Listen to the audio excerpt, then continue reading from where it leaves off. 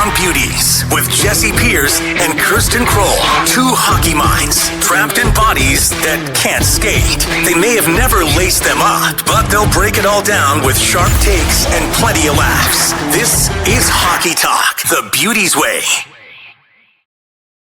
Hockey Talk, the Beauties way. No, Kirsten Kroll not joining me. Special guest host, Bruce Boudreau. We missed you last week, so I'm so glad we were able to get you involved. You're a busy man. I see you everywhere these days. Yeah, that was totally my fault. I'd booked so much stuff last week that then when I got the text from you, oh my God, I knew I forgot something. And there it was. So I'm glad we could redo it this week. So it's all fun, especially since the World Juniors started. It's great to be on right now for where in the town where it's all happening. So much hockey happening right now, as you'd mentioned. The Minnesota Wild, they are gone away. We'll get to them, but let's talk World Juniors, Bruce. I went into the game, preliminary game Saturday. I'll be working on coverage during the medal rounds. But just how excited are you every year for this tournament? For me, it's a highlight. And I know in Canada, it's a huge thing too. It's a first taste here in Minnesota, though, for some people. Yeah, but I mean, you know what? The first taste for the people of Minnesota, they'll fall in love with it pretty soon, because if you watch it, I mean, it doesn't look like they're 18 and 19-year-old kids out there. I mean, they're making plays that the NHL teams couldn't do 20 years ago, and they're getting that much better. And the talent is so good, and it's so exciting. In the medal round, you'll see all these arenas filled. Like, I mean, now the preliminary rounds, usually the whatever team's playing, that's their family and friends and locals. But in the medal rounds, when it gets really pumped up, it's going to be pretty exciting. Who's your favorite? Obviously, Canada, healthy roster. U.S. is looking for that three-peat, which is going to be tough with their birth years being a little bit off. But who's the favorite for you? Are you going Canada all in? Well, I mean, I think sort of you have to, only because you hear it so much in Canada about how disappointed they've been in the past. But on the same token, and you know what? The other thing is Canada gets NHL players back too. So, I mean, guys that have played in the NHL are back there.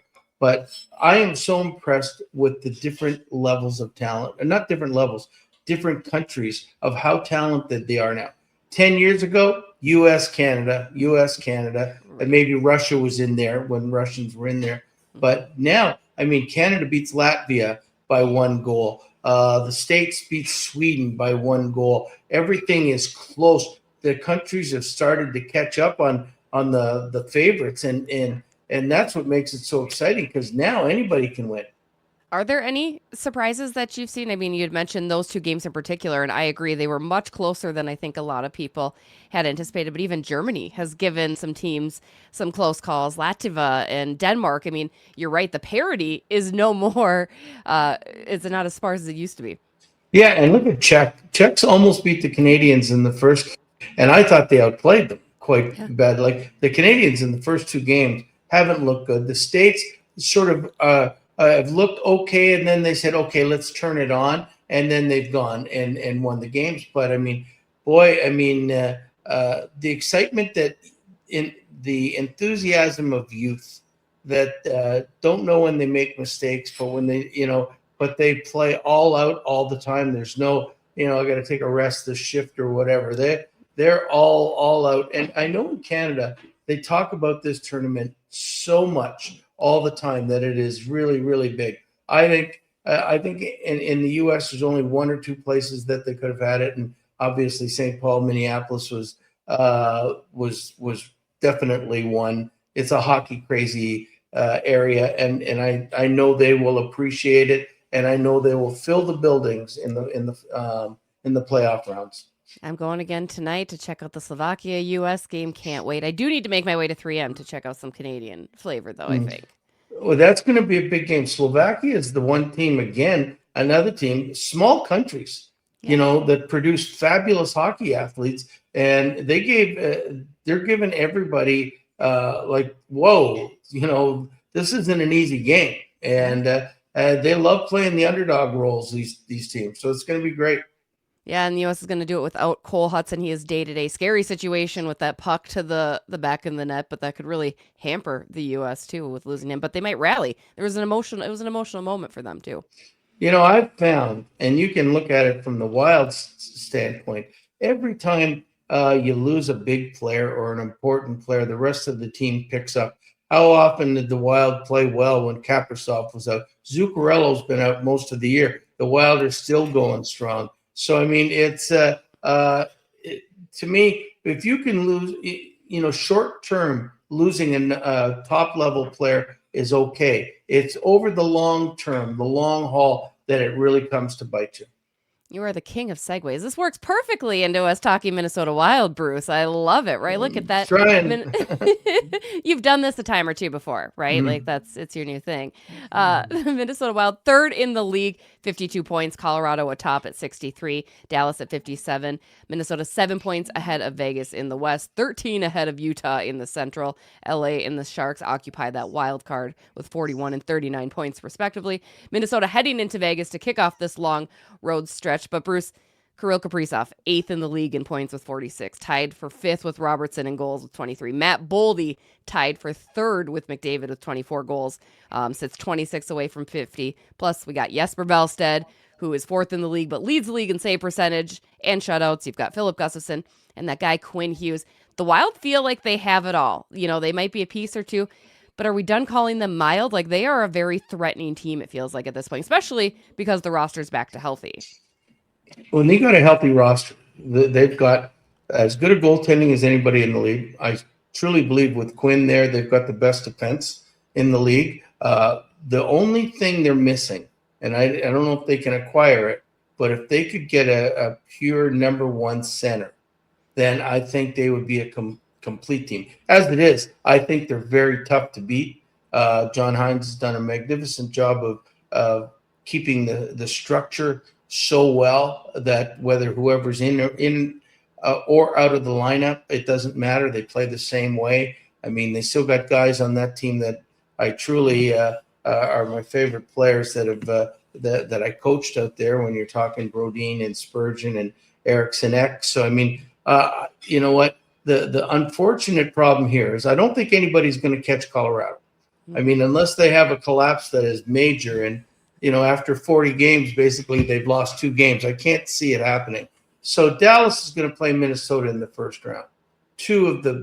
Maybe two of the top 4 teams in the whole NHL, and one of them is going to be out in the first round. And that's the biggest worry. And like, there would be nothing more I would like to see than the Minnesota Wild making it all the way to the finals. We had, whether I was coaching there or Dean was coaching there or John was coaching there, they've had or you can go before that. I mean, whether it was Mike Yo or whoever, getting out of that first round has been the toughest thing in the world. And I think for the first time ever, out of all those teams and coaches that I just mentioned, they've got the goaltending to get out of the first round. Mm-hmm. And that's gonna be the dicey thing. If they can get the kind of goaltending that they've gotten so far, I think that everything else can take care of itself. Listen, Quinn Hughes is, I think, nip and tuck with Cale Makar as the best defenseman in the league. And I mean, he adds dimensions to that team.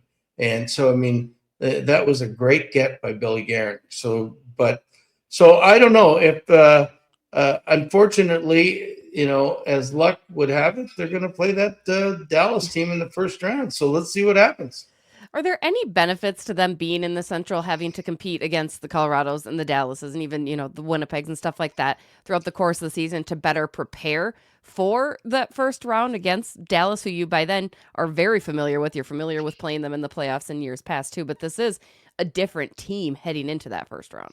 I think a lot depends on the schedule. When Minnesota's, I think they've played 2 games against Colorado already, so they've only got 1 left. I mean, I don't know what they've done against Dallas, maybe 1 game so far, and they're only playing 3 games against each other. So I don't think there's an advantage or disadvantage. The only advantage is in the second half is usually Chicago and Nashville really fall off, and you end up getting pretty well automatic wins, but it looks like Nashville's starting to play a lot better. I think Chicago will still fall off, quite frankly, but in the Central Division, and you used to have Phoenix or Utah now. I think they're stronger. They're gonna try to compete for that fifth place team or the eighth spot, and I think in the wild card, which would be important to them.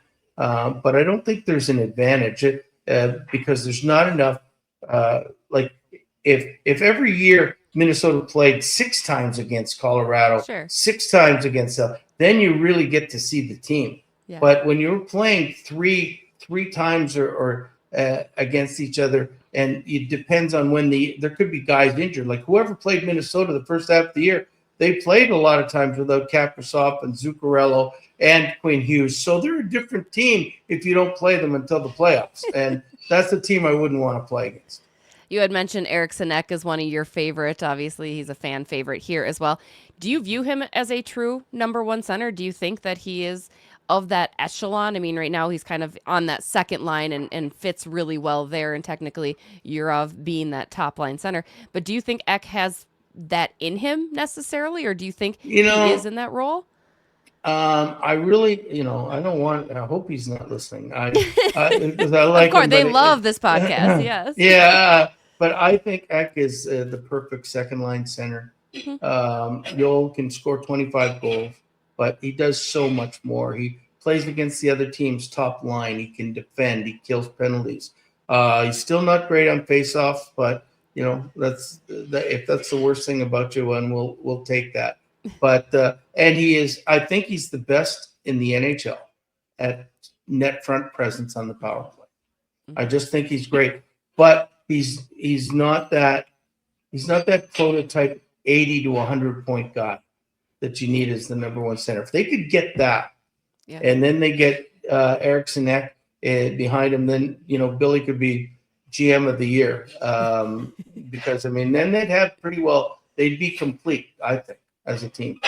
We had a ton of questions about acquiring a center, Bruce. It's been kind of the main topic of discussion consistently for the Minnesota Wild since they've really struggled to find a player at that position.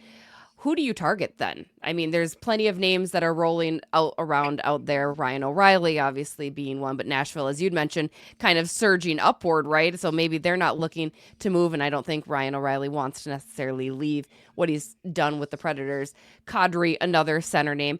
But would you be okay with even a winger? Like, I like the idea of entertaining for a scoring winger, possibly too, if a center comes at too high of a price. What do you think that's looking like for Minnesota? Would you be okay going down to a scorer on the wing? Well, I think most good players can play most any position. A forward or a defenseman. It's tougher if you're a winger to play center than it is for a center to play wing. But I think, to me, if they can get another top 6 forward, it'd be preferably a center for sure.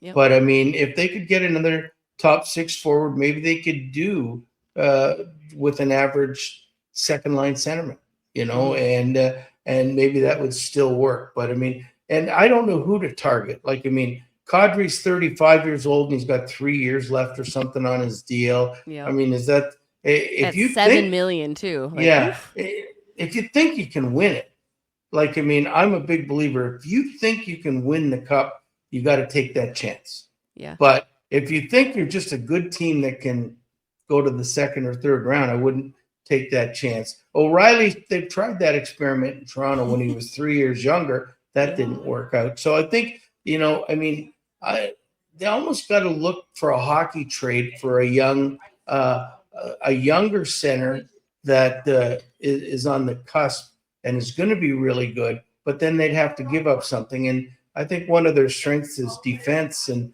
I don't know if they would be willing to give up Jonas Brodin for somebody of that ilk and make a real hockey trade of it. But either that or they've still got some. I think they got a couple first-round picks left, and I didn't think they gave them all away, did they, to Vancouver? But no, you've got a 2027. So that's just win Minnesota. Would you be willing to part with another first-round pick in 2027 if the Wild had the opportunity to acquire that top player?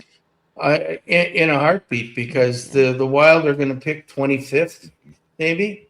And so the 25th pick, if you can get a good player, the odds on getting a really good player at 25 is really hit and miss. So I would take the gamble all the time. And I know Billy's a gambler. So, I mean, to me, it would be worth it if you could lump some things together and you got a team that's out of it. Like, who knows what's going to happen if Toronto continues to fall out of it.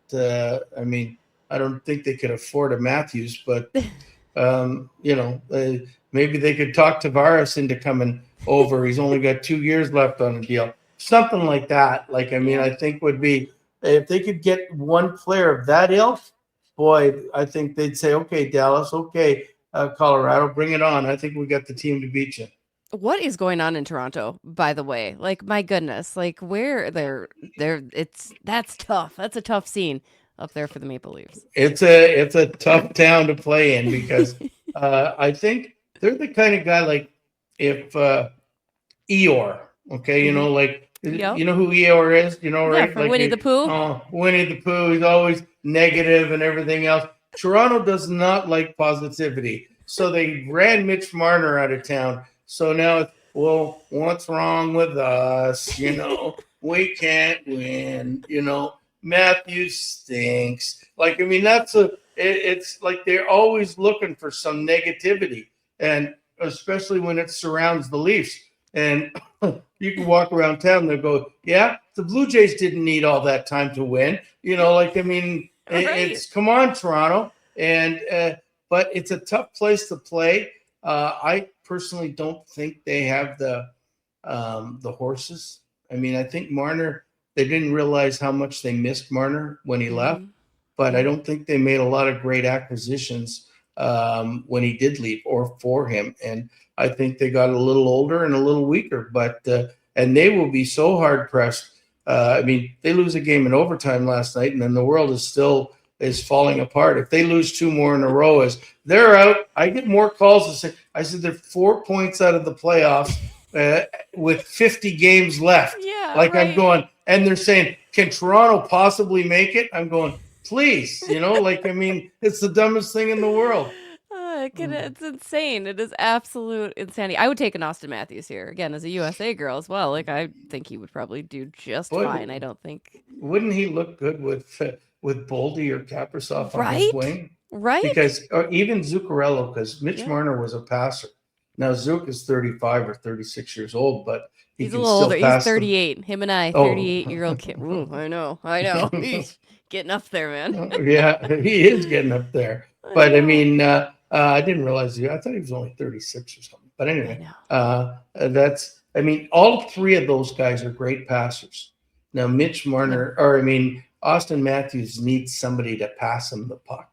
I mean, he's not, he's a shooter. He's not the typical center that is a playmaker. He's the typical center that is 60 goals and 40 assists, rather than the other way around. So I'd like to see that. I think the people of the Twin Cities would be in heaven if they could ever pull something like that off. Man, oh man. You had mentioned faceoffs too being a struggle. How do they improve that? They're sitting 29th in the league, face-off win percentage at 46.6%. Easily one of their biggest black marks for the team, if not one of the only ones aside from the PK as well, which talking. How does that change? I mean, is it simply acquiring a centerman that can get in there and win those draws better? Danila Yurov is coming around. He's getting better, right? Like, he's a young kid that's prospering. But how does that get fixed throughout the course of a season? Is it something that's rectifiable? Well, it's really tough, to be honest. I mean, I was a center my whole life, and even like when I was in mini, you get out there and you try to teach the centerman. And I mean, Dean was a centerman too. And I mean, we'd show video all the time of where the puck is dropping, how to do everything. But sometimes it's just you're not quick on the draw. Sometimes it's hard to go one way or the other. It's always easier on your back end. But how's this for a name for Minnesota? If we're just looking for a centerman, okay, let's just say we're looking for a centerman and we're looking for somebody that can win draws. And he doesn't have to be the first line center. And he's not having a great year, but he's the number one face-off man in the NHL is Jonathan Toews.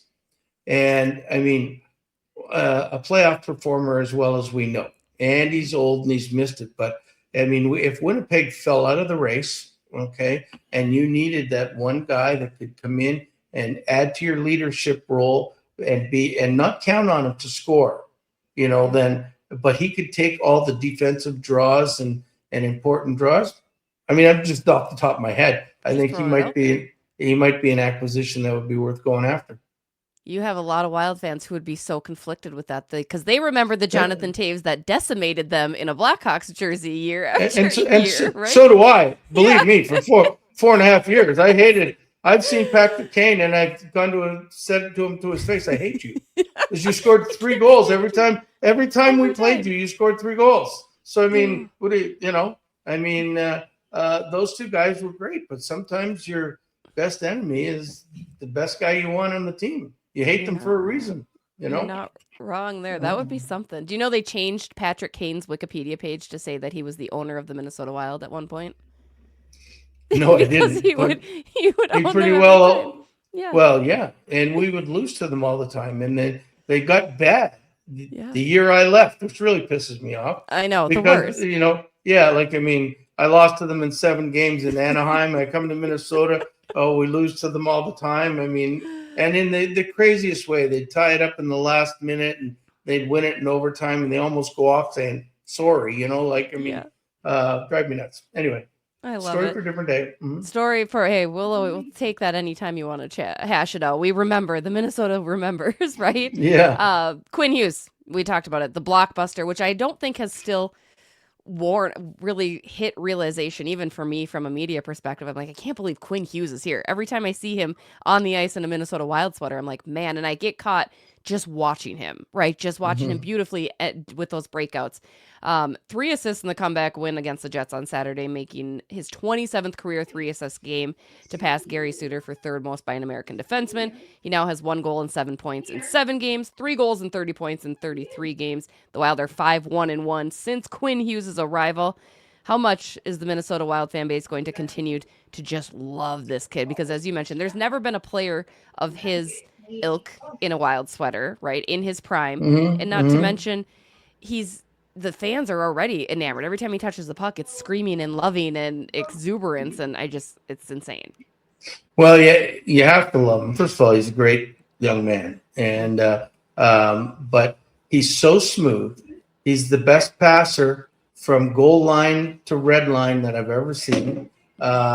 He's just starting. Look at the 3-point game that he got was the last game that the Wild played, I think, or the second last game, one of the two. And that's just starting. The first few games, he was just getting acclimated, and just by being there. I mean, Minnesota scored 6 goals one game, 5 goals the next game, and I mean, he might have got 2 points out of the whole thing. Yeah. But his presence is going to add to the offense, because every coach is that goes against him is going to be now talking about Quinn Hughes. They're not going to be talking about Brock Faber or Jared Spurgeon or Brodeen or whoever else they talk about. Normally, they're going to be talking about Quinn Hughes. And he's played a game where he played over 33 minutes already. Yeah. So, I mean, Minnesota's seeing, hey, we can play this guy. He's pretty good. And he is. He's a great player. And I think he's just going to get better.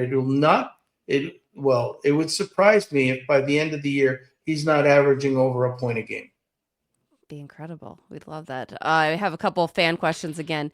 A-Post wants to know, what are the chances that Hughes signs long-term? He wants to buy that jersey, but only if Quinn Hughes is going to re-sign. Do you think Minnesota, I mean, in that introductory press conference, Quinn seemed very open to the idea of re-signing because he respected Bill Guerin and what Bill Guerin gave up to acquire him. But there is obviously that draw of wanting to play with his brothers, and that doesn't mean that Jack Hughes couldn't come here, right? Or Luke couldn't come this way, but what do you think the odds are that Quinn does find Minnesota a long-term home? Well, the one thing I know about Billy is if he puts his mind to getting something done, and to Craig Leopold, they've gone and did the Kaprizov, they did the Suter Parisi thing. They do things. I mean, if they want him, they will find a way to get him. But the thing is now, Quinn lives in Michigan, and Michigan's weather is not especially the northern or the above Detroit, is not much different. A little warmer maybe than where you are, but at the same time, it's not the Bahamas, right? And so, I mean, I don't think the living thing is going to be a problem at all. I think he wants to win. He always gave me the impression in Vancouver that the one thing he wants to do is he wants to win. I know his dad is a winner who coached. He was my assistant coach in the minors, and so I think there's a really good chance of him signing. But the one thing you have to realize that when at those initial press conferences, you're not going to say anything to piss the team off. So I mean, you're going to say everything that's positive, right? So it's don't know how he's really feeling, but it wouldn't surprise me if he said, I want to play with my brothers. And then they went out and said, okay, we'll go get your brothers. Yeah. Because Jack Hughes as the number one center would look pretty good on the Minnesota Wild.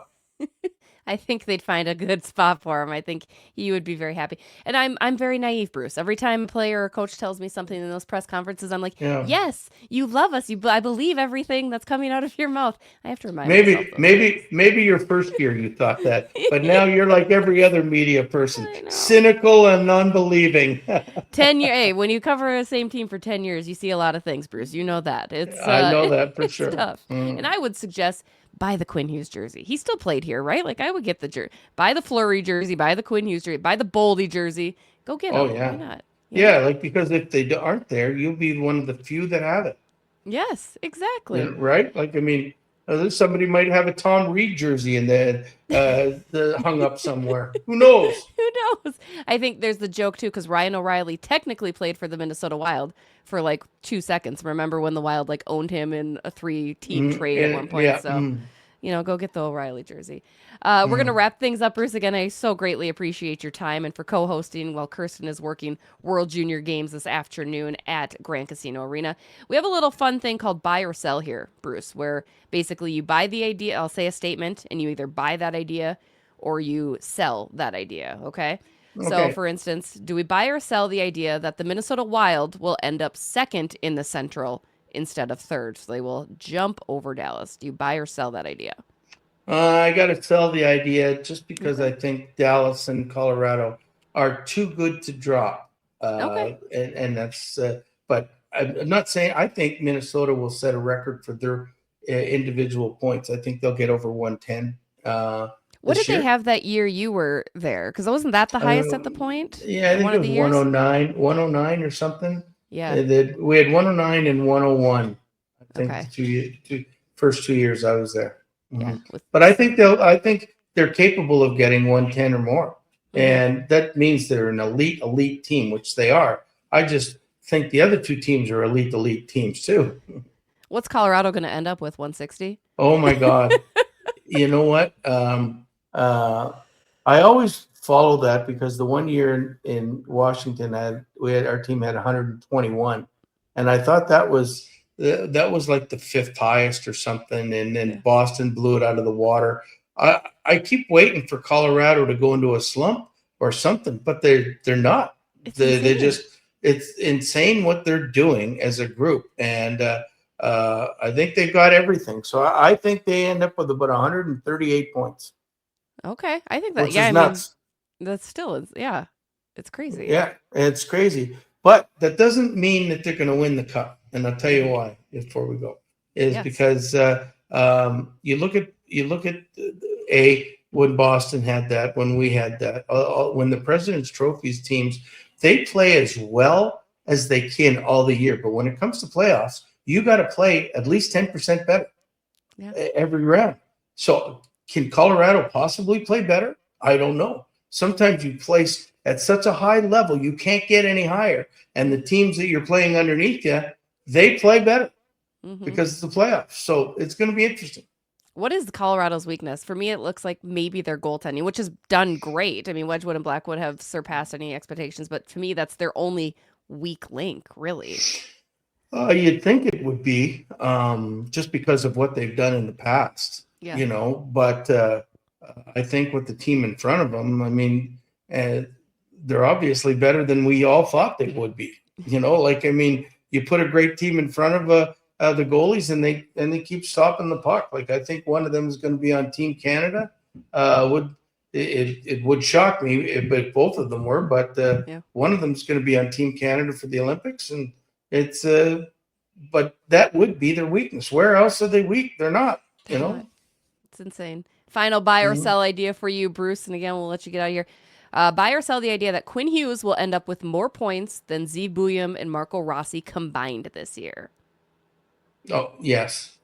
Yeah, I'm buying that. I mean, the one thing about the Marco Rossi, anytime I see a high prospect being sat out latter parts of the year, I just say, okay, there's something missing there. Like, I mean, is he not defending? I think Marco Rossi is maybe a 20-goal scorer on a great year, but I don't think much more than that. And BM is going to be better, or going to be good, but he's not going to be, he's still growing. It's his first year. If he got 35 to 40 points, he'd be a happy man. Exactly. And again, I think the trade made a ton of sense for both sides. I think that Vancouver got great assets in return, and Minnesota gets Quinn Hughes. You can't be absolutely. Yeah. And when you get the best player, though, I don't care who you give up. You got the best player in the deal. You got the best player. See? Exactly. That's what it's all about. Final question. Do you have any New Year's resolutions? Hockey New Year's resolutions, Bruce, since we'll be dropping it this week, and I can't believe we're entering 2026. Yeah, I know. No, I just keep going on. And if anything, I just be grateful that I can continue to be involved in the game. And if anybody was really out there that was really felt like, oh my God, I got to get an experienced coach, I'll do it for nothing. Yeah, so that's nothing. What about like a beer league team? I might start a beer league team in Minnesota. Can we call on you to come lead the squad? All I need is the airfare, and I'll be there. Deal. If a coaching position opened up, would you take it?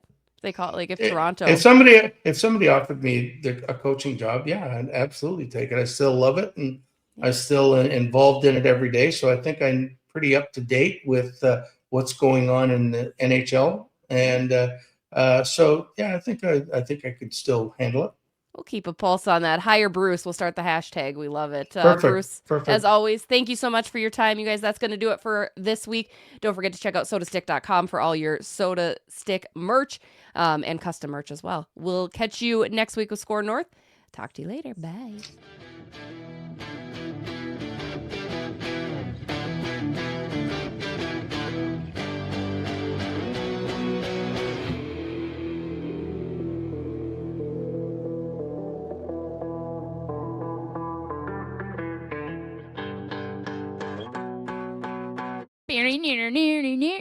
Near.